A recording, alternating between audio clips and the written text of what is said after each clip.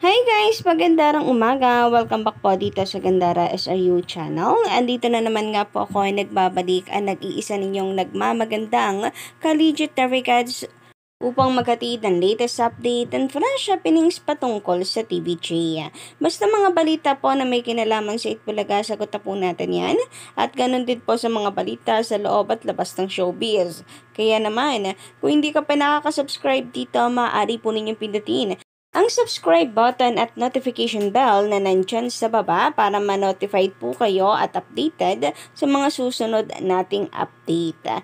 Anyway, para po sa umagang itong ating pag-uusapan ay pumapatungkol nga po dito sa GMA Network versus TV5. So, salpukan nga po ng dalawang giant network dito sa Pilipinas. So, alam naman po natin ng lahat, hindi na po tayo na makikipagplastikan pa. Talagang number one ang GMA Network TV station dito sa Pilipinas. Sila po ang may pinakamalawak na reach compare po sa TV5. Pagdating naman po sa YouTube channel, tila mukhang dito naman po panalo sa social media ang TV5 versus dito sa GMA Network, lalo na po pagdating sa noon time, sapagkat mas tinatangkilik po ng mga Pilipino ang TV5 Philippines YouTube channel during noon time, and siguro ganun din sa ibang palabas. Pero dito sa update natin, magpo-focus po tayo sa noon time, labanan ng Showtime at Itbulaga sa tanghalian. So again, para sa mga nanonood po dito ngayon, ay patungkol po ang labanan na tinutukoy po natin, TV5 versus GMA Network, na kung saan nais po natin congratulate sa MVP sapagkat panalo nga po ang noon time ng TV5 na Itbulaga versus po sa umeereng kapamilya noon time show sa GMA Network na It's Showtime. So, as you can see dito, ang TV5 Philippines, simula pa lamang mayroon na pong 10K viewers. Pero bakit tila? Nangongolelat naman ang GMA Network with 474 views. 474 only, hindi man lang po nakalibo.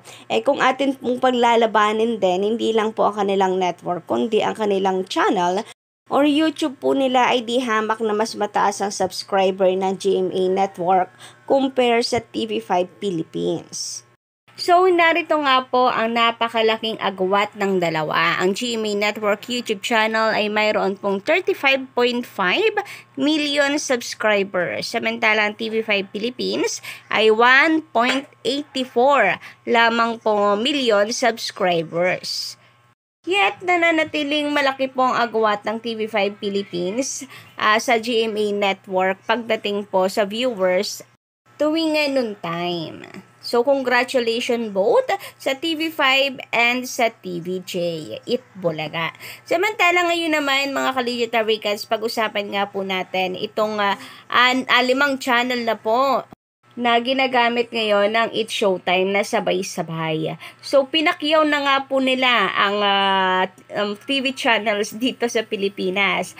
5 channel na nga po sabay-sabay umeere. So, nandyan po ang GMA Network, ang GTV, A to Z, Kapamilya Live, and dito Kapamilya Channel, and ang last po na kamakailan lang, isang araw lang, ay sa OLED TV.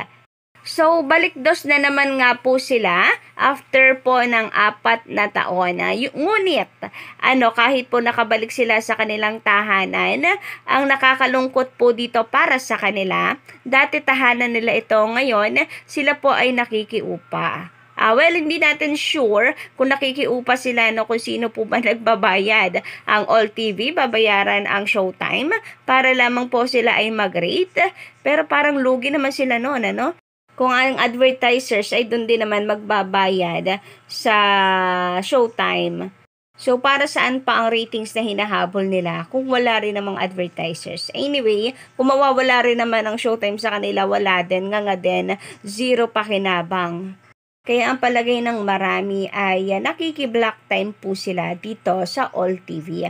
Na siyang hindi naman maintindihan ng ilang kapamilya fans sapagkat Mukhang wala rin namang may tutulong ang All TV sa kanilang channel sapagkat marami pong mga kafamilya fans ang galit po sa bago nagmamay-ari nito. Ayon po kasi sa kanila, nananatiling Villar ang nananatiling may-ari ng All TV, hindi po nila ito panonoorin sapagkat sila po ang umagaw daw ng Channel 2.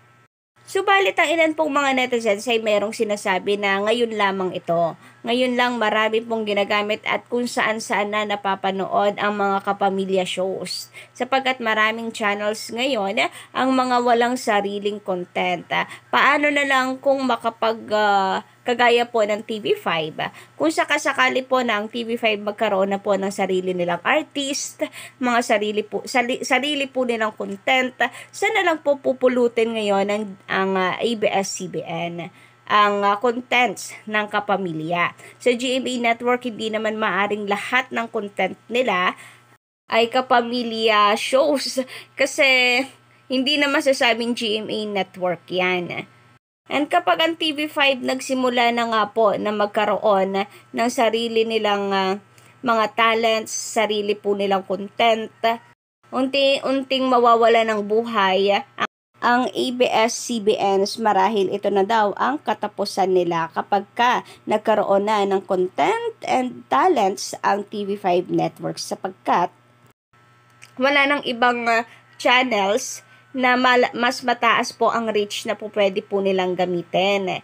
Yung sa All TV naman mukhang hindi pa rin po tanggap ng taong bayan na doon sila manonood. Marami pa rin nagtsatsaga sa Kapamilya Channel and sa A to Z na mahina po ang signal.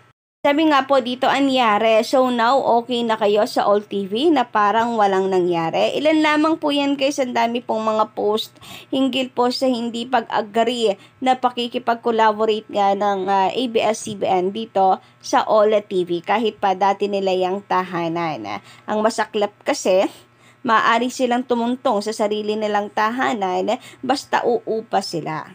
Yun yung komento ng ilang netizens. Samantala, dahil dyan, marahil ay unti-unti na nga daw po ang pagbagsak nitong ABS-CBN content. Liban na lamang kung sila po ay magpa-franchise ulit ng kanilang sariling TV network.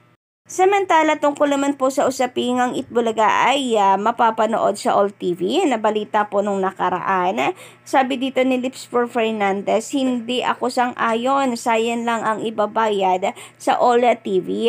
And ngayon nga po, guys, may lumabas na pong ratings na kung saan kasama na nga po ang All TV sa ratings po ng It's Showtime. And ang kinalabasan nga po ay 0.01 lang ang naging ratings ng All TV. Pero malaman pa po natin sa susunod na araw. Biglaan lang din po kasi talaga yung pag-air nila sa All TV. Walang announcement, kaya 0.01. Pero kung magtuloy-tuloy yon na 0.01 lagi, muntik pang ma-zero ang kanilang ratings, ibig sabihin talagang wala pong maitutulong ang All TV sa ratings po kahit Itbulaga po ang i-air doon. So masasayang lang. Ayaw nga po ng ibang legendary cats na magaya pa ang Itbulaga dito po sa Showtime na ang kita ay paghahati-hatian ng ilang networks. So mas maigi na daw po para sa kanila na ang majority na kinikita po ng Itbulaga ay sa TVJ Productions Inc. na pupunta at sa TV5. Samantala, sabi naman dito ni Sir Jaime Castillo, paano magiging first anniversary? 1979 ang Itbulaga. Kaya nga, wag nyo na lang po pansinin yung mga bitter na tape defenders na yan. Syempre, pagpipilitan po nila yan na first anniversary lang ng Itbulaga ang kanilang isi-celebrate sapagkat para po sa kanila, ang 45 years ay walang iba kundi ang mga halusos. Grabe, bilib din nga po ako dito sa mga tape defenders. Ang tagal na pong wala ang tahanang pinakamasaya. Ang Tape Inc. Wala pong balita. Pero sila talaga gumagawa ng paraan. Nakiki-Showtime, nakiki-All TV na rin, nakiki-GTV. para lamang po tirahin ang TVJ. So, ewan ko ba kung may naniniwala pa po sa mga taong ito. Ultimo nga po kapamilya fans, sinusuka na po sila. Ayaw po sa kanila. Napaka-toxic at sila daw kasi ang dahilan kung bakit sumasama lalo ang imahe ng Showtime. Lahat daw kasi pinupuna at kinokonek sa Itbulaga kahit hindi naman dapat. So yun lang guys sa ating update para sa umagang ito. Don't forget to click the subscribe button and notification bell for more updates.